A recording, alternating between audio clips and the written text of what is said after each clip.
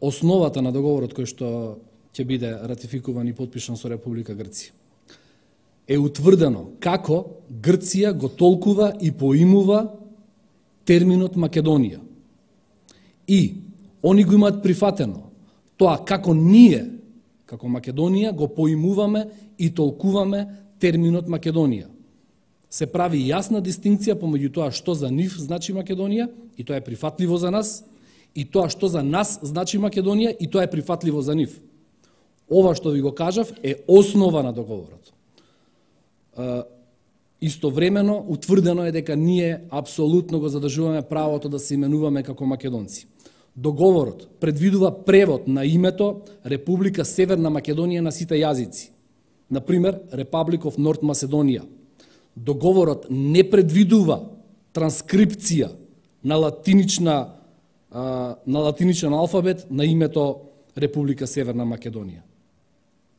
Меѓу другото, тоа стоеше во тој документ. Тоа не е точно, не е така. Значи, официјалното ќе мора да биде преведено на сите јазици. Република Северна Македонија. Во однос на македонски, на македонскиот јазик. Значи, кажавме многу пати, го сачуваме македонскиот идентитет.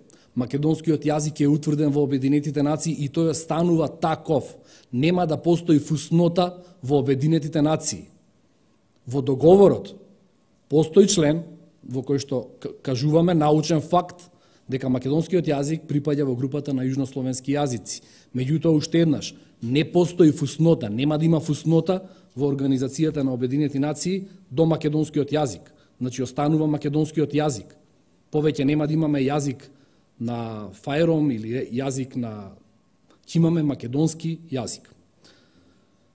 Државните символи воопшто не беа дел од преговарачкиот процес. Химната останува иста. Знамето и грбот. Значи, химната останува иста. Во однос на кодовите исто така, МК и МКД остануваат меѓународно прифатени и препознати кодови во однос на придавката македонски. Сите институции кои што се државни и јавни институции ќе треба да го следат принципот на договорот, односно новото утврдено име на државата. Се што се однесува на културна активност ја задржува придавката македонски без никаква дилема. Значи, избориме македонски ора, танци, издруженија, музика, македонски спорт и слично. Но, институции кои што се државни институции, тие ќе треба да го следат духот на договорот и на договореното ново име.